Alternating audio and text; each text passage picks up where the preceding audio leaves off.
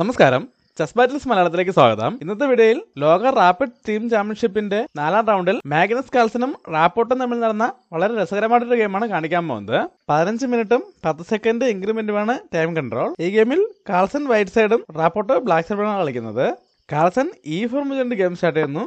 Rapport C6 move ചെയ്യുന്നു. Caro Kann defence ആണ്. White D4 move ചെയ്യുന്നു. ബ്ലാക്ക് D5 മൂവ് ചെയ്തുകൊണ്ട് ഒരു പോൺ എക്സ്ചേഞ്ച് ഓഫർ ചെയ്യുന്നു. വൈറ്റ് അത് അക്സെപ്റ്റ് ചെയ്യാണ്. പോൺ പേജ് പോൺ ഇട്ടുന്നു, ബ്ലാക്ക് പോൺ പേജ് തിരിച്ചു കിട്ടുന്നു. ഇത് കാരോക്കൻ ഡിഫൻസിന്റെ എക്സ്ചേഞ്ച് വേരിയേഷൻ ആണ്. അടുത്തായി വൈറ്റ് ബിഷപ്പിനെ D3ലേക്ക് ഡെവലപ്പ് ചെയ്യുന്നു. ബ്ലാക്ക് നൈറ്റിനെ F6ലേക്ക് ഡെവലപ്പ് ചെയ്യുന്നു. ഇപ്പോൾ ബ്ലാക്കിന് G4 സ്ക്വയറിലേക്ക് 2 പീസുകൾ വെച്ച് കൺട്രോൾ ഉണ്ട്. അതുകൊണ്ട് വൈറ്റ് C3 മൂവ് ചെയ്തുകൊണ്ട് G4 സ്ക്വയറിലേക്ക് ഒരു കൺട്രോളോടെ കൊണ്ടുവരുന്നു.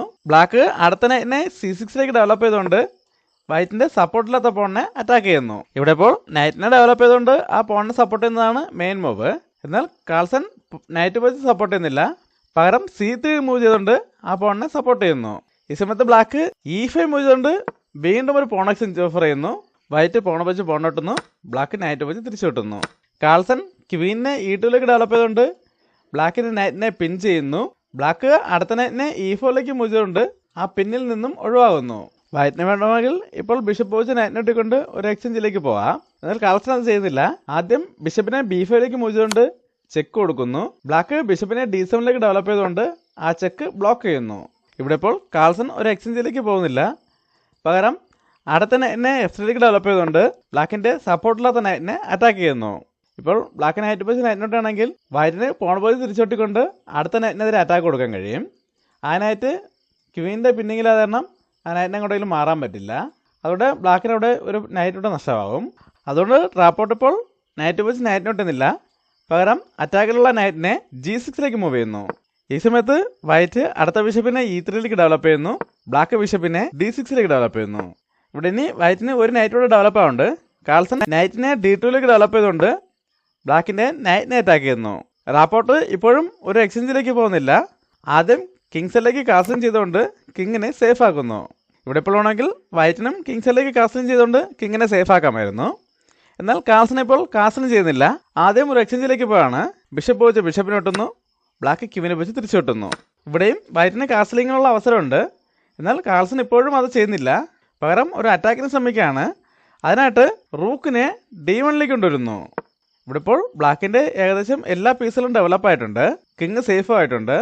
എന്നാൽ വൈറ്റ് ഇവിടെ കാസ്റ്റിംഗ് ചെയ്തിട്ടില്ല എന്ന ഫാക്ടർ ഉപയോഗിച്ചുകൊണ്ട് ബ്ലാക്ക് വളരെ വേഗത്തിൽ ഒരു അറ്റാക്കിന് ശ്രമിക്കുകയാണ്. അതിനായിട്ട് റൂക്കിനെ E8ലേക്ക് കൊണ്ടുവരുന്നു. ബ്ലാക്കിന്റെ ഈ മൂവ് വൈറ്റിന്റെ കാസ്ലിങ്ങിന് ഒരു ഭീഷണി ആയിരിക്കുകയാണ്. വൈറ്റ് ഇപ്പോൾ കാസ്ലിംഗ് ചെയ്യുകയാണെങ്കിൽ ബ്ലാക്കിനെ നൈറ്റിനെ F4ലേക്ക് കൊണ്ടുവന്ന് ക്വീനെതിരെ അറ്റാക്ക് കൊടുക്കാൻ കഴിയും. ഇവിടെ ഇപ്പോൾ ഈ ക്വീന് സേഫായിട്ട് പോകാൻ അധികം സ്ക്വയറുകളൊന്നുമില്ല.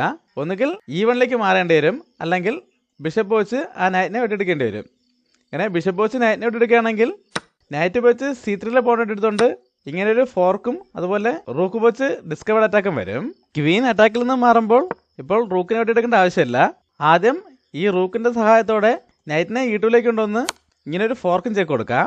കിങ് ചെക്കിൽ നിന്നും മാറുമ്പോൾ നൈറ്റ് വെച്ച് ബിഷപ്പിനെ എടുത്തുകൊണ്ട് വീണ്ടും ക്വീനെതിരെ അറ്റാക്ക് കൊടുക്കാം. ഇപ്പോൾ ക്വീനെതിരെ അറ്റാക്കാണ്. അതുപോലെ H3യിലേക്കും ഒരു കൺട്രോൾ ഇട്ടുന്നുണ്ട്. നമുക്കിനി ഗെയിമിലേക്ക് വരാം. അതുകൊണ്ട് കാൾസൺ ഇപ്പോൾ കാസ്റ്റിംഗ് ചെയ്യുന്നില്ല, പകരം ഒരു എക്സ്ചേഞ്ചിലേക്ക് പോവാണ്. നൈറ്റ് വെച്ച് നൈറ്റിനെ ഒട്ടുന്നു, ബ്ലാക്ക് റൂക്ക് വെച്ച് തിരിച്ചു കിട്ടുന്നു. ഇപ്പോഴും ബ്ലാക്കിന്റെ റൂക്ക് വൈറ്റിന്റെ കിങ്ങും ക്വീനും ഉള്ള ഫയലിൽ തന്നെയാണ് ഉള്ളത്. അതുകൊണ്ട് കാൾസൺ വേഗം ആ റൂക്കിനോട് നിന്ന് ഒഴിവാക്കാൻ ശ്രമിക്കുകയാണ്. അതിനായിട്ട് നൈറ്റിനെ G5യിലേക്ക് കൊണ്ടുവന്ന് ബ്ലാക്കിന്റെ റൂക്കിനെ അറ്റാക്ക് ചെയ്യുന്നു. എന്നാൽ റാപ്പോർട്ട് ഇവിടെ ആ റൂക്കിനെ അറ്റാക്കിൽ നിന്നും എങ്ങോട്ടെങ്കിലും മാറ്റുന്നില്ല, പകരം നൈറ്റിനെ F4ലേക്ക് മൂവ് ചെയ്തുകൊണ്ട് വൈറ്റിന്റെ ക്വീനെ അറ്റാക്ക് ചെയ്യുന്നു. ഇപ്പോൾ ക്വീനെതിരെയും G2ലെ പോണതിരെയും അറ്റാക്ക് ഉണ്ട്. ഈ ബിഷപ്പ് റൂക്കിന്റെ പിന്നിങ്ങിലായത് കാരണം ബിഷപ്പ് വെച്ച് നൈറ്റിനെ ഒട്ടാൻ പറ്റില്ല. അതുകൊണ്ട് കാൾസൺ ക്വീനെ അറ്റാക്കിൽ നിന്ന് മാറ്റാണ്. ക്വീനെ F3ലേക്ക് മൂവ് ചെയ്തുകൊണ്ട് G2ലെ പോണിനെയും സപ്പോർട്ട് ചെയ്യുന്നു. അടുത്തായി ബ്ലാക്കിന്റെ ഭാഗത്ത് നിന്നും വളരെ മികച്ചൊരു മൂവാണ് വരുന്നത്. ഈ വീഡിയോ ഒന്ന് പോസ് ചെയ്ത ശേഷം ബ്ലാക്കിന്റെ അടുത്ത മൂവ് എന്താണെന്ന് കണ്ടുപിടിക്കാൻ ശ്രമിക്കുക. ഇവിടെ ബ്ലാക്ക് ഞെട്ടിക്കുന്ന സാക്രിഫൈസ് ഒന്നുമല്ല ചെയ്യുന്നത്. വളരെ സിമ്പിളായിട്ട് ക്വീനെ B5ലേക്ക് കൊണ്ടുവരുന്നു. ഇത് വളരെ സ്ട്രോങ് ആയിട്ടുള്ളൊരു മൂവാണ്. ഇപ്പോൾ ബ്ലാക്കിന്റെ ക്വീനിന് E2 സ്കോറിലേക്ക് സ്ട്രോങ് ആയിട്ടൊരു കൺട്രോൾ ഉണ്ട്. ആ സ്കോറിലേക്ക് നൈറ്റ് വെച്ചും കൺട്രോൾ ഉണ്ട്.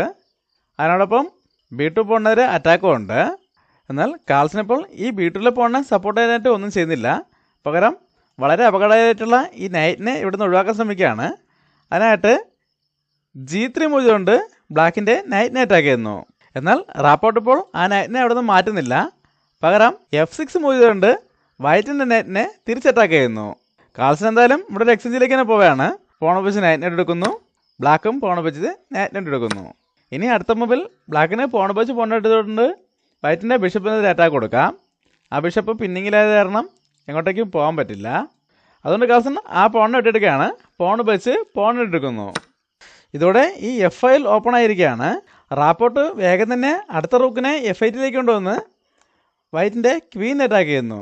ഇവിടെ ഇപ്പോൾ ക്വീന് സേഫായിട്ട് പോകാൻ അധികം സ്ക്വയറുകളൊന്നുമില്ല. ഇവിടെ ഇപ്പോൾ ക്വീനെ E2ലേക്ക് കൊണ്ടുവന്ന് ഇങ്ങനൊരു ക്വീൻ എക്സ്ചേഞ്ചിന് ശ്രമിച്ചാലും ബ്ലാക്കിനിപ്പോൾ ക്വീനുകൾ തമ്മിൽ എക്സ്ചേഞ്ചിൻ്റെ ആവശ്യമില്ല.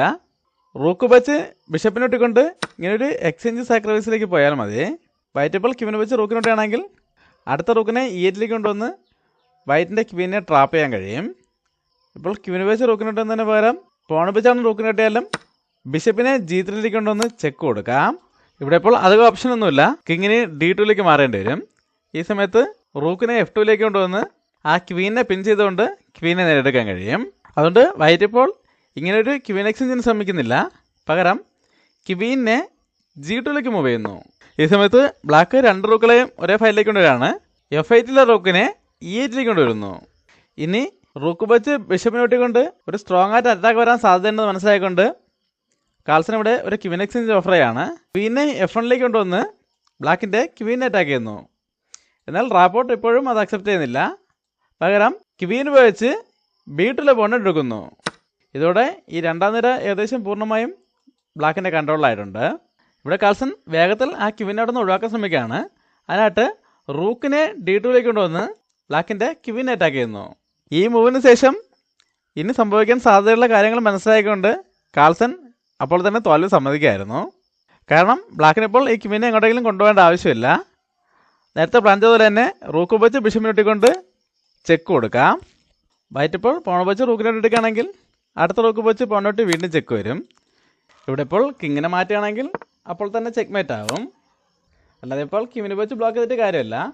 അല്ലാതെ ഇപ്പോൾ റൂക്ക് വെച്ച് ബ്ലോക്ക് ചെയ്താലും ബിഷപ്പ് വെച്ച് ചെക്ക് വരും. ഇവിടെയും ഇപ്പോൾ ഒന്നിൽ ക്വീനെ വെച്ച് ബ്ലോക്ക് ചെയ്യേണ്ടി വരും, അല്ലെങ്കിൽ കിങ്ങിനെ മാറ്റേണ്ടി വരും. ഈ സമയത്ത് അടുത്ത റൂക്ക് വെച്ച് ചെക്ക് വരികയും അത് എങ്ങനെ ഒഴിവാക്കാൻ ശ്രമിച്ചാലും അപ്പോൾ തന്നെ ചെക്ക് മേറ്റാകുകയും ചെയ്യും. ഇതെല്ലാം മനസ്സിലായിക്കൊണ്ടാണ് ഈ മൂവിന് ശേഷം കാൾസൺ തോൽവി സമ്മതിച്ചത്. വളരെ നല്ലൊരു ഗെയിമായിരുന്നു. ഈ ഗെയിം ഇഷ്ടമായെങ്കിൽ ലൈക്ക് ചെയ്യുക, കമൻറ്റ് ചെയ്യുക, സബ്സ്ക്രൈബ് ചെയ്യുക.